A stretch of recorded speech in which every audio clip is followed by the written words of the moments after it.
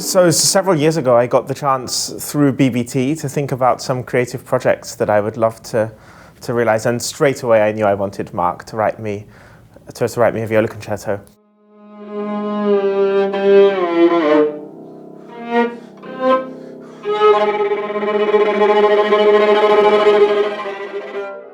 I suppose when I was approaching this particular concerto, there were two things that I had in mind. One was Tim's phenomenal musicianship and his playing, and two, the viola itself. For me, which is all about the C string. The other thing was also just this idea of a very kind of intense, searing kind of romanticism, in the playing that I know Tim does so brilliantly.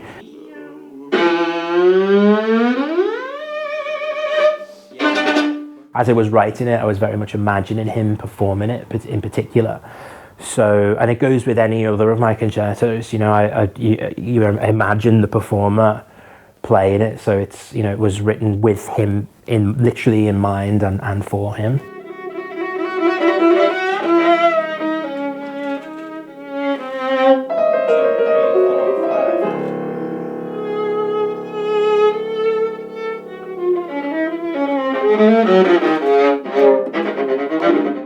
When I came across this title, Hold Your Heart in Your Teeth, which is a translation of the Romanian proverb, it felt like it resonated really well with what the piece was about.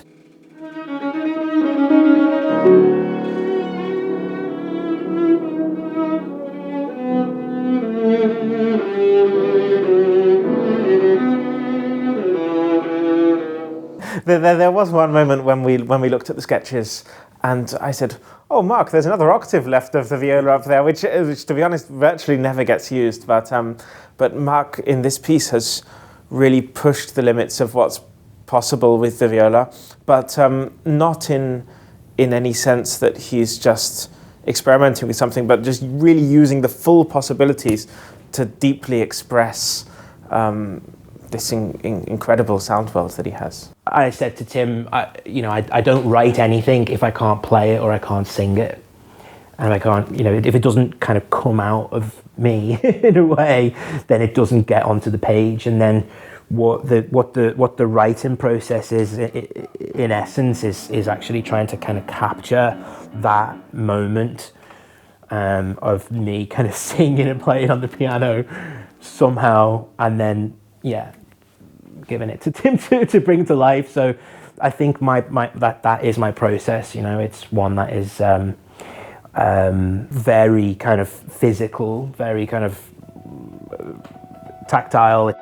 As the date draws closer, a responsibility that comes in hand with that, because he's written an amazing piece, and I have the duty to deliver that as well as I possibly can for the audience.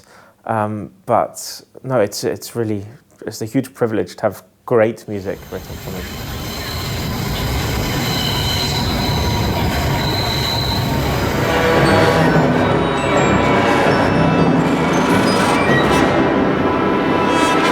The piece absolutely requires you to be fearless, to be romantic, to be passionate, to be tender, to be intimate, and also to be wild. It requires everything emotionally and physically from myself as a performer.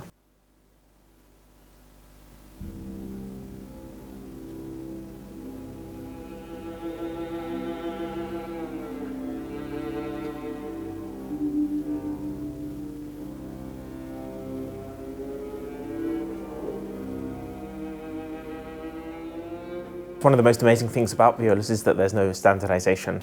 I'm lucky to have this beautiful viola on loan that I've been playing for the last 8 years already, and it was made by a man called Perugino di Zanetto in Brescia in northern Italy around the year 1575. So it's incredibly old. It's 450 odd years old.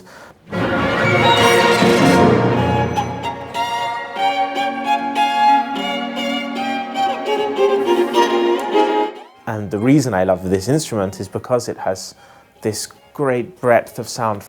this ancient viola gives me the possibilities to play everything which is in this music written in 2024. It's quite incredible. It took a little bit of time to get here, but I'm so excited now that we have this incredible piece and we've got some fantastic partners. We'll have the world premiere in the Berlin Philharmonie with the Deutsches Symphonie-Orchester Berlin and Robin Ticciati conducting. And through the next season, we have several other wonderful orchestras that we're going to play it with. The Royal Liverpool Phil and the Zuid-Nederlanden Orchestra in Holland, and also the Musikkollegium Winterthur. So some incredible co-commissioning partners and a wonderful season of concerts.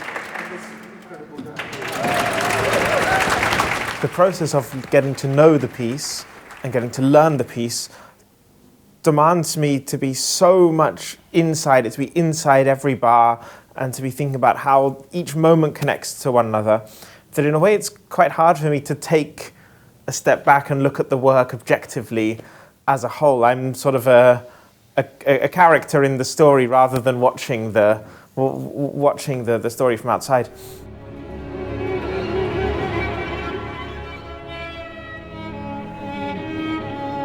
Fascinating about the question of Englishness, and I was thinking about the melodies within the piece. But Mark writes with these yearning rising sevenths, and I think there's something very, very English about that. But I think more than that, I hear Mark's musical language and that sound world more than any sort of nationality. I think that's one of the defining features about Mark's music, that he has this narrative and this very human and passionate sound which makes you just want to know what happens next. It really is, like if it was a book, it would be a real page turner. You're completely glued to it. And if it was a series, you'd want to binge watch the series. But it's a piece, and you just want to know what happens in the next bar. So I think for me, that's the defining feature of Mark's music.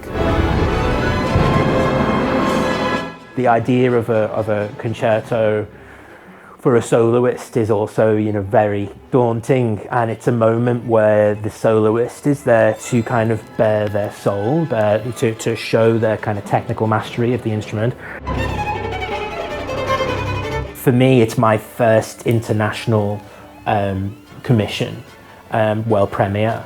But you kind of, with every piece, you kind of feel like, oh yeah, I feel I'm getting closer to that thing which is musically, true of myself. And I felt that with this piece in particular. I'm also holding my heart in my teeth musically, as it were.